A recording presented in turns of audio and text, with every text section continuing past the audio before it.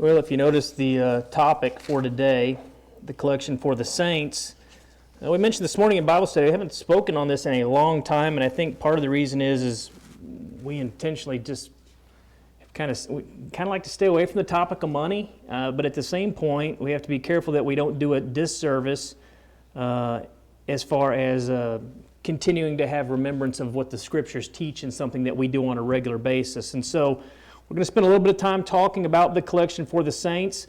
There's a lot of misunderstanding, a lot of confusion, and even an awful lot of scruples as we start to talk about this topic. And there's some areas that I could have gone in a lot deeper detail. So I will suggest this, because I'm going to stay away from getting too far off track. But guys, if there's something that I don't address in this actual lesson today, and you want me to cover it in deeper detail, I think it would be beneficial for us to actually do that in a Bible study. So if there's something I don't cover in detail in a year when we get through the one that we're in, I don't know how long we got.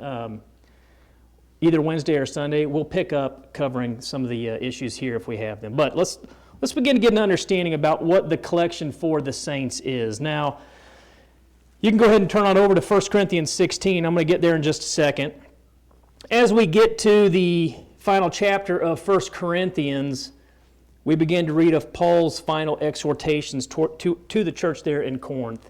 And again, I'll suggest as we begin to hit this topic, guys, this is not a topic that really just pulls at the heartstrings. This is a topic where you need to spend a little bit of time looking and understanding what it is the church does and why they do it. And Paul starts to address some of that here in the final chapter. Now, it was very normal for Paul to conclude his letters with final encouragements and greetings, as well as future plans that he has and even other specific instructions. And so we're going to actually start off by looking at a passage we usually quote it almost every week as we talk about the collection. And actually when we get to 1 Corinthians 16, verses 1 through 4 here, this is actually the proper application for this text. However, there are a number of factors we need to remember, and there's also a bunch of other verses that we're going to go back and talk to as I try to break this down and at the same time try to correct some of what we find taking place out within the religious world. So let's go to 1 Corinthians 16, 1 through 4. Paul tells the church in Corinth by inspiration, "Now, concerning the collection for the saints, as I have given order to the churches of Galatia, even so do ye. Upon the first day of the week, let every one of you lay by him in store, as God hath prospered him, that there be no gatherings when I come. And when I come, whomsoever ye shall approve by your letters, them will I send to bring you your liberality unto Jerusalem. And if it be meet that I go also, they shall go with me." All right. There is at least two different occasions in Scripture where the saints in an area were actually in need of financial aid. And we actually have instructions as to how it was addressed. And as we go back and study those from those examples, we actually learn that one aspect of the financial of what one financial work of the church was, and then we also began to learn some restrictions which exist to that area of benevolence. Now, what Paul's dealing with here is literally a special need in Jerusalem. We know that there were saints there in Jerusalem that were in need, specifically poverty. Now, Paul doesn't go into great detail, and he doesn't actually even give us the exact reasons why. If you go back and study, there are a couple of opinions, and I can't confirm any of them. One of the thought processes is, if you go back to Acts 4, 32 through 37, we see that a lot of the Christians at the establishment of the church had sold off all of their possessions for the benefit of the church, and so many of them were struggling. So some people think that. I don't. But that's one possibility. What we do know is there were famines, as we find recorded not only in Acts 11, 27 through 30, but also in our first century historical accounts. We do know that there were a number of times where there were actually famines that took place. And whatever the account is, whether it was the initial one that I gave you as you know, they basically had given up everything for the benefit of the church, or whether it was an account of famine, We're not exactly sure, but we also know, in addition to that, they were facing different types of general persecutions, including even economic consequences, and that's because many of them left Judaism to become Christians. No Jew was going to hire a former Jew who's now a Christian to work in their businesses. Many of them, as we know, lost their families. And so, for whatever reason, though, Paul is going around and he is aiding the church. Most likely, guys, I would say it was famine, but Paul doesn't go into detail. So we won't say what it was. We don't know. But for whatever was taking place, Paul had determined that he was going to encourage the brethren throughout all of the Roman Empire there, these different congregations, and I'll actually mention them very quickly to you, that they would gather up each of those congregations and they would send to Jerusalem for this need of relief there in Jerusalem. Now, in a number of passages, we actually find Paul commending the churches of Macedonia. That's 2 Corinthians 8, 1 through 7. And that would have also included the churches there in Philippi, Thessalonica, and Berea. Same thing with the churches of Macedonia and Achaia, Romans 15, 25 through 28. That would have included the congregations in Corinth and Athens, as well as we already saw the churches of Galatia, which would have included Antioch and Pisidia, Lystra, Iconium, and Derbe. Okay? And those are mentioned, and even mentioned there, Galatia in 1 Corinthians 16:1 in the account we just read. So, some actually think this was part of Paul's third missionary journey. Others aren't really sure. Is it something that he heard about at the end of his second and he was carrying it out on his third? When did it take place? We don't even get a whole lot of detail on that. Here's what we know. We know that the church in Jerusalem was struggling. Famine, whatever it was. They needed relief, and Paul is addressing all of these congregations to come together. And here's what we do know. It was pretty successful. Acts 24:17, we find this. Now, after many years, I came to bring alms to my nation and offerings. Most likely, that's what Paul is talking about right here. He had given instruction to all of the congregations independently. He even says right here, as I have given orders to the churches of Galatia, even so do ye. He had all of the congregations working autonomously in themselves, but all working together as the Lord's church in collecting funds to send to the needy there in Jerusalem. Now, let's go to, again, 1 Corinthians 16:1, start to break this down. Just keep your finger in 1 Corinthians 16. I'm going to spend a lot of time here because we're not going to use as many passages, but we're going to break it down. And when I say as many, that's still probably a lot for some, but not for us. All right. 1 Corinthians 16:1, he says, now concerning the collection for the saints. How exactly Paul found out about the desires of these brethren here in Corinth that he's writing to help, we don't exactly know. This is in 1 Corinthians, so I don't know if there was correspondence before that. We know that he had several occasions of correspondence both before and after this letter.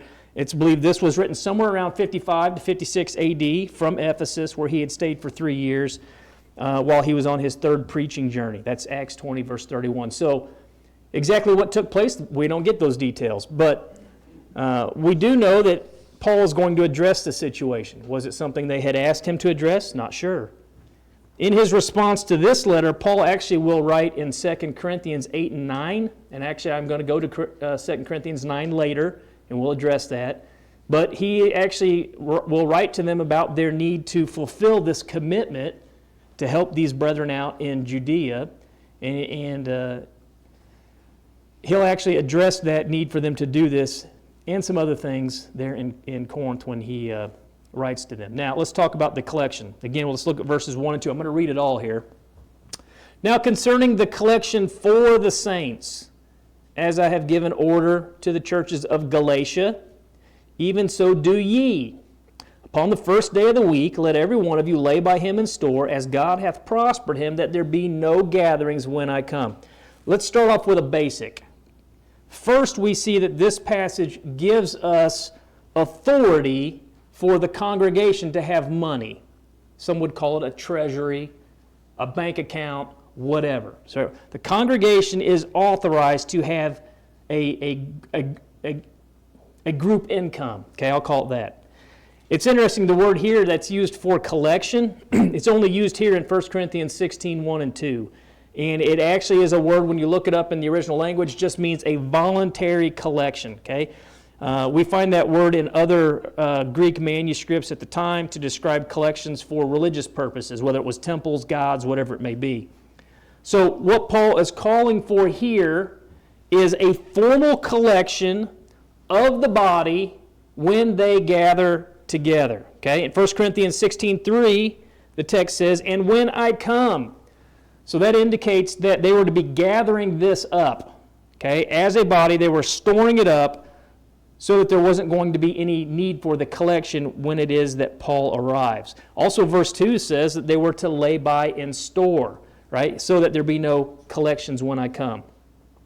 We also find, as we begin to look at this text, that the collection was intended to help with a specific work, okay? In this particular passage, in context what we're looking at, Paul is gathering money for the needy saints, but the principle of this collection would actually apply to other works of the church as well. And I'm going to give you a couple of passages as we begin to break this down. And you'll notice here, I'm going to call that the limitations of the collection. So, they're gathering money for a specific need. An additional concern of Paul's is this, and I'm not going to go spend a lot of time on this. I've talked about it before.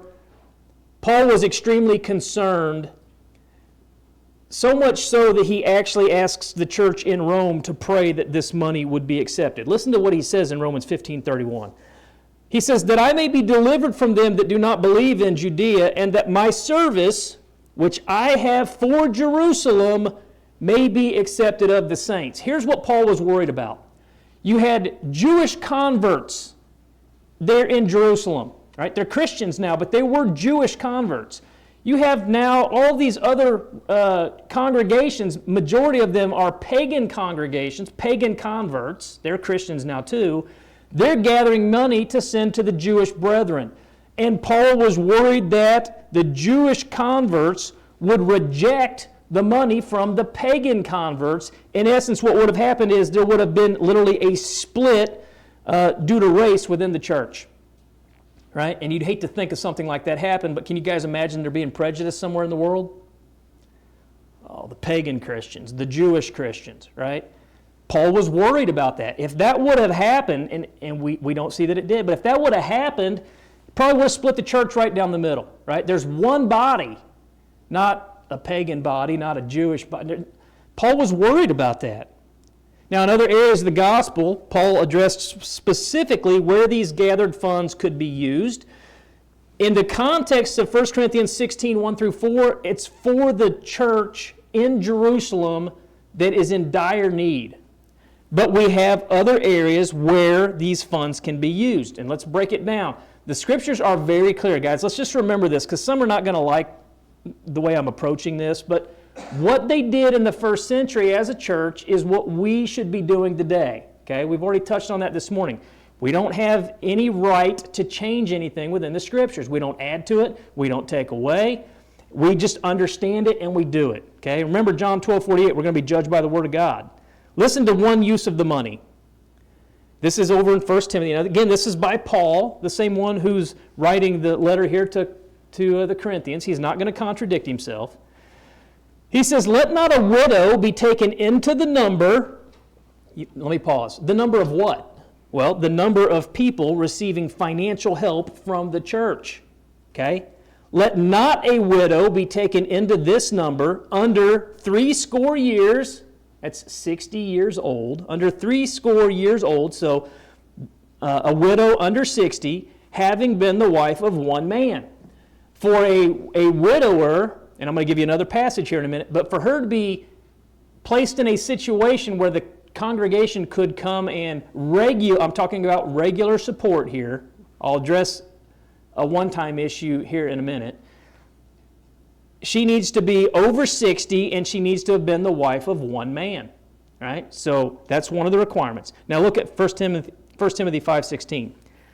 If any man or woman that believeth have widows, let them relieve them, and let not the church be charged, that it may relieve them that are widows indeed. So specifically addressing widows. We also know that orphans and so forth were addressed. But widows over 60 without family members to help support them could be regular receivers of money on behalf of the church going to help fund them. Why? Well, he makes it very clear. They're getting up in years. They have no family. The only family they have is the church. They have no other way to support themselves, especially in the first century, right? These women did not have a way to support themselves. The church could support them, okay, if they met these conditions. Let me give you another one. Philippians 4:14 through 16. Here we're going to talk about supporting the preaching of the gospel, okay? This is, again, by Paul, Philippians 4:14. Notwithstanding, ye have well done that ye did communicate with my affliction, or my need. Now, ye Philippians know also that in the beginning of the gospel, when I departed from Macedonia, no church communicated with me as concerning giving and receiving, but ye only. For even in Thessalonica you sent once and again unto my necessity. Here we have congregations who are actually sending money to Paul. They're giving him support for the preaching of the gospel. In 2 Corinthians 11:8, he says this, I robbed other churches, taking wages of them to do you service. Don't get the idea of Paul running in with a ski mask saying, give me all your money. The idea is that each of the congregations were taking money and giving it to Paul, and he was, in essence, taking that money from them that they could have used for local work, but he was using it for work at other places. Okay? So again, and let me point this out. Each of these congregations has their own autonomous, I don't know another word to use, treasury. They've got their own autonomous treasury at each congregation. These congregations were taking of that money and they were giving it to Paul so he could go out and preach the gospel. He had to have some a way to be supported. Now, clearly we read that in this context here of the verses I've used so far, there is a limit in use. Okay? Matter of fact, again, just go back to 1 Corinthians 16, 1 through 2. Now, concerning the collection for the saints. Let me say that again. The collection for the saints. We're talking about Christians. I just addressed Christian widowers who could be taken care of by the church. But he specifically says their family should be taking care of them first and foremost if they have family. If they don't have family, then the church can do that. But that's not the church's primary goal. They shouldn't literally be charged with that, right? That's not their primary goal. Again, Philippians 4, he talks about for the need of preaching the gospel, okay? So we see that it's limited. Now, the limits are very specific, and they are tied to the works that are being carried out. And again, we have this understanding, and hopefully I don't have to go too far, with the understanding that we have to gather together through expedience, because one of our goals here is to spread the gospel. We have to have a place to meet, so we have a building. And so the funds could be used to pay for the building, because this is where the work of outreach goes, and also for the edification of the saints. So we meet together. But it's okay if we don't have a building. We could go meet in a park somewhere or whatever, right? But if we could have a place to call in visitors and to preach the gospel, it's another thing that we could spend money on. If the things that we're using that money on are specifically for the furtherance of the gospel, we can use money for that, okay? Now, let's talk about, for a second, needy saints, because I covered individual circumstances, right? For example, widowers. We talked about the preaching of the gospel, and then some would say, well, what about just an individual? Right? A Christian shows up and says, hey, I'm $300 short for my mortgage payment. If I don't get it, I'm going to lose my house. Could Christians give money for somebody who's in that situation? I'm not going to spend a lot of time on it. What we find is there is example when Christians were in need where the church came to meet that need. And I'll try not to go any deeper than that, and I will say that this isn't something that we've seen a lot here. So I'm going to try to be fairly general on it. And if you want to address it in greater detail, we will during a Bible study. But again, let's break it down. 1 Corinthians 16:1. Now concerning the collection for the saints. Now that's a limit that we find right there on the collection for benevolence. Let me say it again. The collection for the saints. Those are not my words. That's what the Scriptures actually teach. It's for the saints. Let me say it again. It's for the saints. It's for Christians. You may say, well, what about people out in society? That can be covered in two different ways, but there are societal organizations that are designed to take care of society. And there's also the church, and the church takes care of itself while we reach out to the lost. Okay? And so as we begin to break this down, in this text, the collection to be taken was for the brethren, over and over and over again. Okay? Paul's gathering money to aid the church there in Jerusalem. Now, again, let's go back to an individual need. Paul needed an individual need. He's out spreading the gospel. They were meeting, one, the need to further the gospel, and two, his personal need while he was carrying that out. Okay? And so, 1 Timothy 5:16, I'm going to go back over there. I'm going to read it here in just a second. It makes it clear, though, this is not the primary purpose of the church. The primary purpose of the church is not to engage in general benevolence. Okay, I know a lot of people are like, that's what the churches do, right? That's not our primary function. Our primary function is to preach the gospel. Listen to 1 Timothy 5:16. If any man or woman that believeth have widows, let them relieve them. Let the family members take care of them. And let not the church be charged, that it may relieve them that are widows indeed. Family is to take care of family first and foremost. And again, I shouldn't have to go back and do a Bible study on this.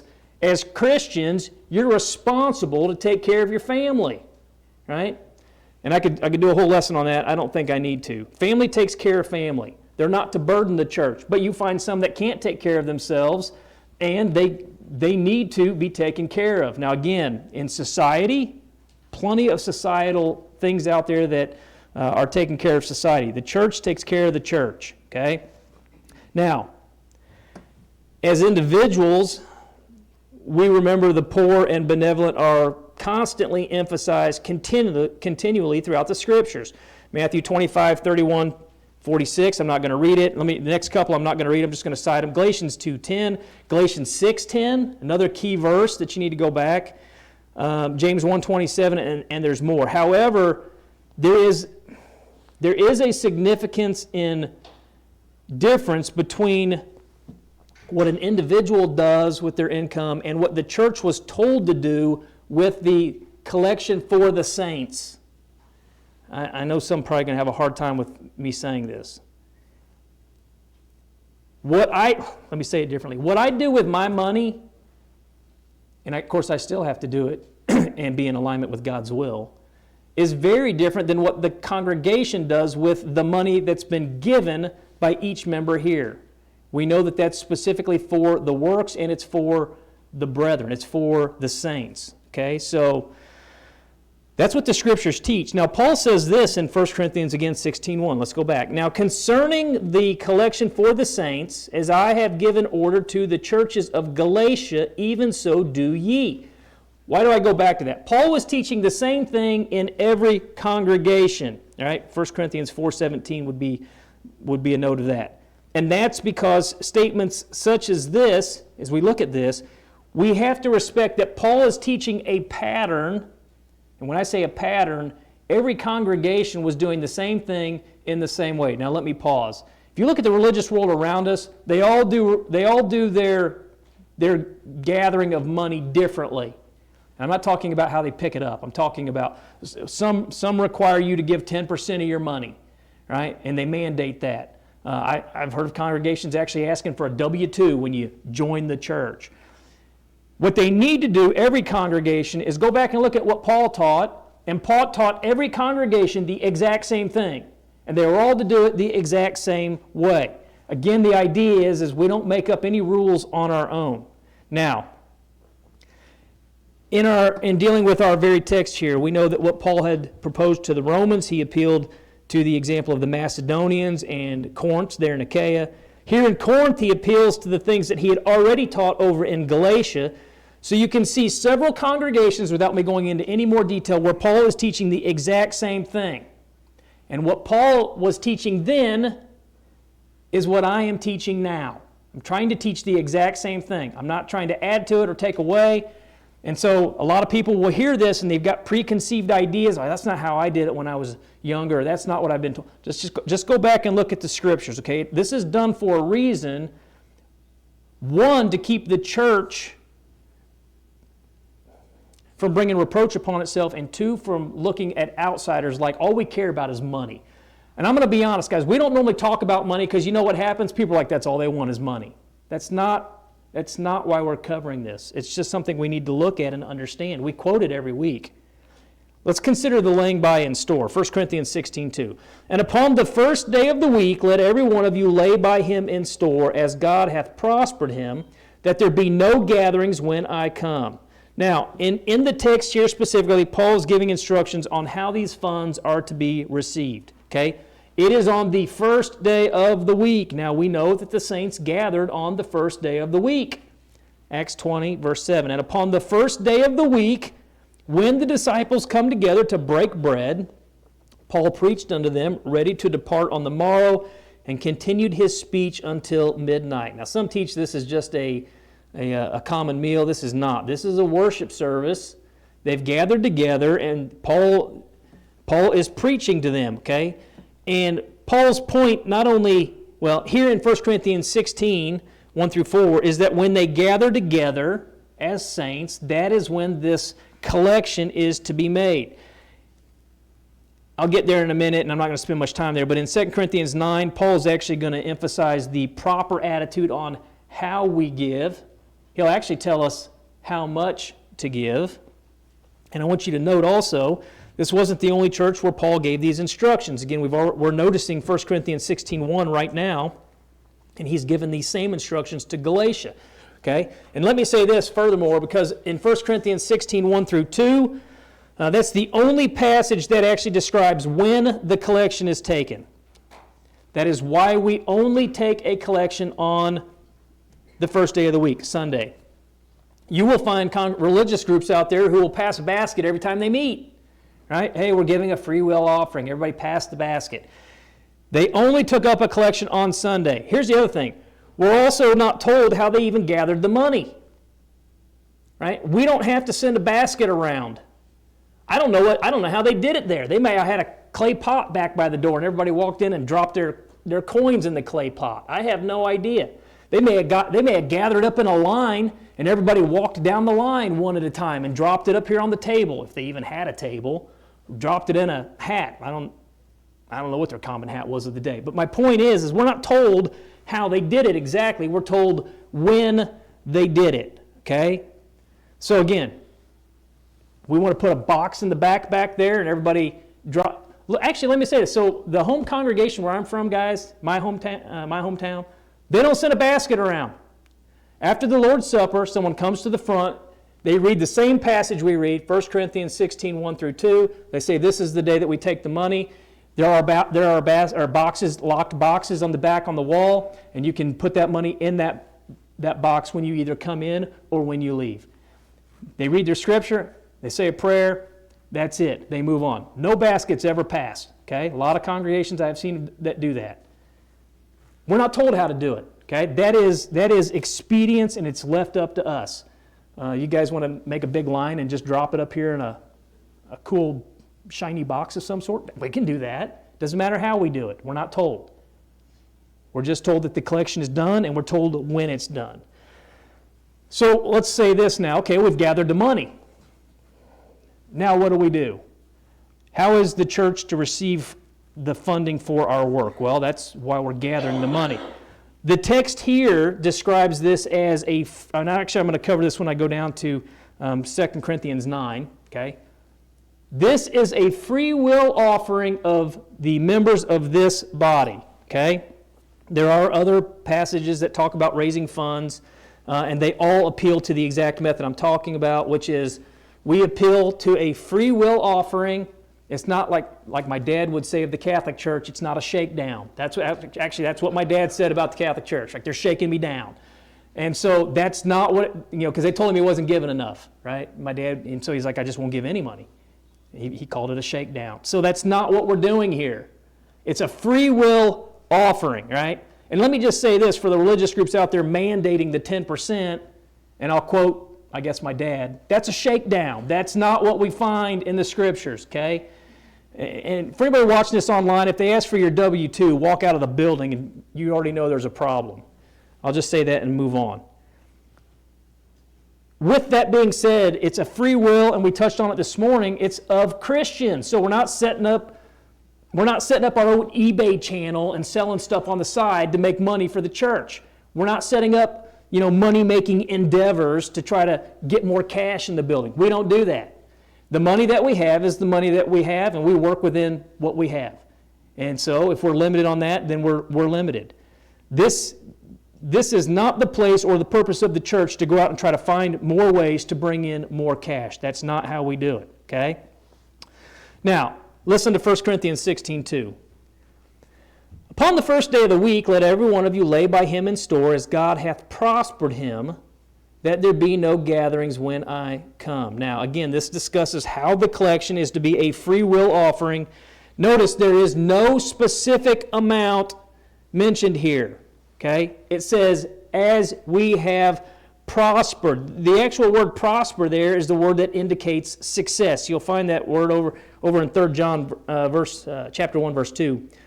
And Paul is indicating here that for all the Christians within the congregation, that their offering is to be given by the saints for the work of the saints, and specifically it is as, in his words, as we have prospered. Again, we're not soliciting funds from non-Christians. This is a work of the church. And oftentimes you will hear that up here occasionally. Listen, if you're a visitor today, we will say, we do not ask you to put money into the collection because this is a work of this church, right? So we're not having bake sales out on the front lawn and car washes, and nobody wants to see that, and especially for me. And we're not out there trying to find ways to solicit money. That's the point, okay? We're not going to be like other religious groups out in the world who are solely focused on money, and the world knows it. We want to be above reproach, and we do not want to be looked at as congregations who are out seeking to make a lot of money, like these guys on TV that are constantly asking for money. Okay, that is not the purpose of the collection for the saints. Let me say that again. Now, unfortunately, a lot of people don't even really understand what that means. We understand what that means here. We understand who is an actual saint and who's in the church that's accepted of God. Let's talk about the distribution of the gift. 1 Corinthians 16, verses 3 and 4. And when I come, whomsoever ye shall approve by your letters, them will I send to bring your liberality unto Jerusalem. So you pick someone, and they will take the money. Okay? You blame Paul for saying that? I don't at all. And if it be meet that I go also, they shall go with me. You find somebody, you guys pick, who's going to carry the money. All right. So Paul, he gives to Corinth their own responsibility in the ministering of this gift. And it was up to them to actually receive the funds and furthermore to pick somebody to distribute them. And Paul very clearly says, this is your choice. Now, why would Paul say that? I don't think Paul wanted anything to do with the money. I don't think Paul wanted to be associated with the money, as a lot of people do not want to be associated with the money, right? Because we've all seen it. You could be accused of stealing it. Judas, he wanted to keep the money, but some people don't want to be around the money, right? They don't want to be accused of something. And I have a feeling that's probably what's going on here. Paul's like, you pick somebody, and if I'm going, we'll all go. But it appears Paul doesn't really, he wants to be above reproach as far as this goes, right? Now, in verse 4, he makes it very clear they can accompany him if it is fitting. Again, you have the idea, Paul, he doesn't just want them to give him this money. Let me ask, and not related to, have you guys ever given money to somebody or wondered what they were doing with the money they might have had? And you've always wondered, like, I wonder what they did with the money, right? It's another reason for anybody watching this why we don't just give money to people. Somebody shows up and like, hey, I'm starving. I need some money. Well, we don't give you money. We'll get you some food. We're not giving you money because we don't know what they're doing with the money. And they might not do anything wrong with it, but in our mind, we're like, what are they doing with the money? They're buying alcohol with it, buying drugs with it. Paul here, just like, if they want to come with me, that's great. You guys pick somebody to take the money. I think that's the same thing going on here. Now, back to the question. I said I wasn't going to spend much time on. Well, how much money should I give? How much should each person give? Well, the New Testament's pretty clear about that. I know the religious world, they like to teach the 10%. So you're probably saying, well, is it higher? Is it lower? All the New Testament talks about in regard to financial giving is free will offerings. Now, there are certain principles laid down to guide this practice. 1 Corinthians 16:2, we're told to give as we prosper. In 2 Corinthians 8:12 through 15, when Paul speaks of their giving, the principle of equality is actually stressed so that there are some people in the congregation who are not overburdened, while there are other people who are not burdened at all. And I tried to kind of explain that a little bit different this morning, even as we were kind of touching on this, because we don't follow notes in here on Bible study, and we were talking about this. But listen closely at 2 Corinthians 8:12 through 15. He says, for if there be first a willing mind, that's somebody willing to, a free will offering, it is accepted according to that a man hath, and not according to that he hath not. For I mean not that other men be eased, and ye be burdened, but by an equality, that now at this time your abundance may be a supply for their want, that their abundance also may be a supply for your want, that there may be equality. As it is written, he that hath gathered much had nothing over, and he that had gathered little had no lack. Let me explain it a little bit differently. And this is how I tried to explain it this morning. What was the example I used? If I set up a YouTube channel on paper mache, that was the example I used, and it takes off like gangbusters because everybody in the world just loves to do paper mache, and I all of a sudden find out that I have $1 billion in my account. It would make sense that if I had $1 billion, it's not going to hurt me to give quite a bit more money than somebody whose spouse just came down with cancer and they're literally sinking in medical bills, and it's all they can do to keep their head above water and pay their rent and buy food, right? For that person to give $5 is probably $5 they don't even have. But for a guy who's a billionaire to give $1,000, he's not being burdened by it.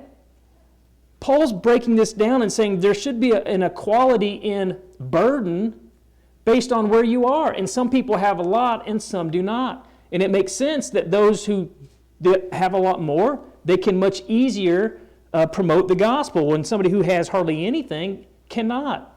Now again, statistic-wise, as far as who's giving more, actually the poor person probably giving more. But that's how Paul tries to break this down, okay? Don't judge somebody who gives very little when they don't have hardly anything in the first place. And the same thing for the person who has a lot. They're in a position where they can give more, and it's still probably less percentage-wise than the poor guy.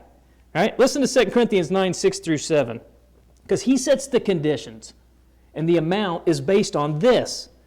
But this I say, 2 Corinthians 9, 6 and 7, but this I say, he which soweth sparingly shall reap also sparingly. So you don't want to reap sparingly. You literally want to give out of your abundance. He says, and he which soweth bountiful shall reap also bountifully. Every man according as he purposeth in his heart, so let him give. Not grudgingly, like this. Cannot believe I got to give again. Every week I show up, they're always like, I got to give again. He says, not like that. Or of necessity. Let me rephrase that in my dad's words. It's not a shakedown, like hand over your cash to the church. He says, not like that either. For God loveth a cheerful giver. I mentioned the word there is actually the word Hilaros, hilaros, or really what we get our word hilarious from. You should give of your abundance so much so that it makes you feel good. Like you just bubble over that you can actually help the church out and promote the gospel.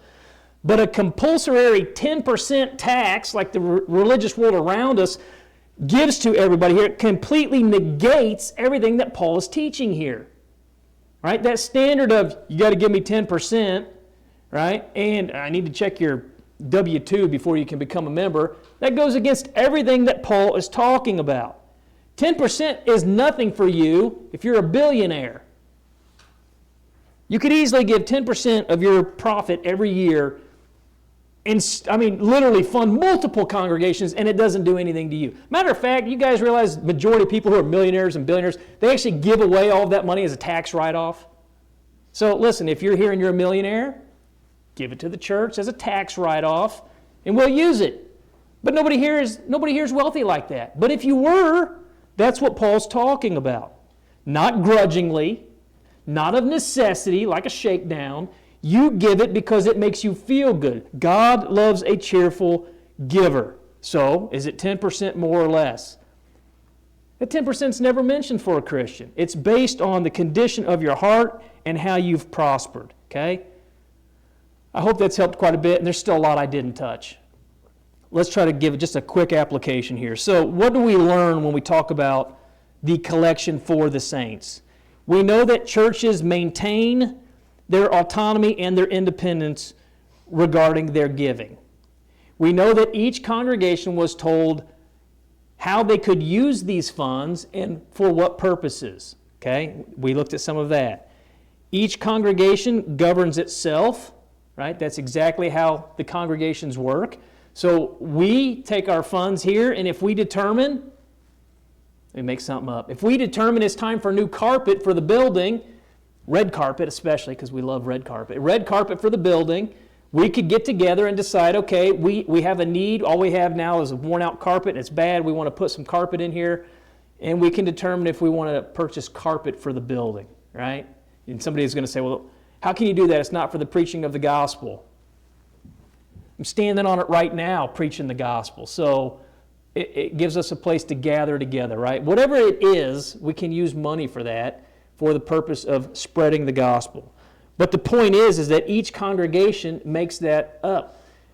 I probably shouldn't even say, when I was a Catholic, guys, many years ago, I left Catholicism in my 20s. I see my wife shaking her head.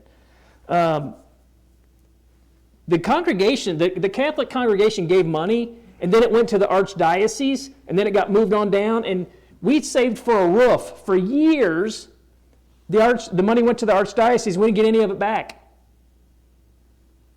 That's not how it's supposed to work, guys. That's a shakedown. What we do for the church is we autonomously, at this congregation, control what happens with our money. And again, we have very clear specifications on how we're to do it. Each local church actually takes care of that. That's why we don't have some synod or some council or something like that, because they may, you hate to say it, take the money. Remember when Paul said, you pick someone to bring the money? Because Paul didn't want to be accused of that. Well, that kind of stuff actually happens. In the context of what we read every week, 1 Corinthians 16, 1 through 2, Paul makes it very clear each congregation is to set aside that day to gather that collection, right, for that specific need. We're not told how they did it, wicker baskets, metal trays, pots. We don't know how they did it. We just know that that's the day that they did it, and we're told how to determine how much we are to give. We're not told 10%, we're not told 15%, we're not told 8%. We're told as we've prospered, and we're to give cheerfully, not of necessity, not grudgingly. So that's very simply what the collection for the saints is and how it is to be used. Now, I'm sure there's still a lot of stuff I didn't cover, but as the Lord's church, we ought to be worried about how it is that we use our finances. And when I say that, it's just as much for the world around us as it is due to the expectations of God as He's given us in the Scriptures. We want to be in alignment with the Scriptures, but we also don't want to look like to the outside world out there, like that's what we're worried about. We want your money. We could care less about money. We just want to preach the gospel and help people get to heaven. And that's the purpose, one of the purposes of the collection for the saints. And guys, all of that starts simply by obeying the gospel, which we just had to last night, which is amazing, right? We want people to be taught the gospel and to obey the gospel. And if you're watching this online, or if you're here and you've never had somebody teach you, it's very simple. You need somebody to help bring you to the faith. You need to have faith, Hebrews 11:6, that Jesus is God in the flesh. And we know that, that's John 8:24, we know that He came and Jesus was talking about the need to repent, Luke 13:3-5. People were being taught about sin, the consequence of sin, Romans 3:23 and 6:23, and so we find them repenting. We find people actually, after being taught about Jesus, confessing Him by mouth. Again, Matthew 10:32 and 33. And we find that they were being immersed in water for the remission of sins. Again, not complicated. They heard the gospel. They believed Jesus was the Son of God. They confessed Him with their mouth, example over in Acts 8. And they were immersed in water for the remission of sins. Acts 2:38. Jesus teaches it in Mark 16:15 and 16. Galatians 3:26 and 27 says it's how you get into Christ. Romans 6:3 and 4, it's a burial in water. 1 Peter 3:21, it doth also now save us. It is part of obeying the gospel. And then from that point on, your goal is to be faithful. And one of the things that we're to do to continue to be faithful is to give every week as part of the work of the church. I hope that helps break it down and make more sense. And as I draw this to a close, if there's a need, you can make that known as we're led in a song of invitation.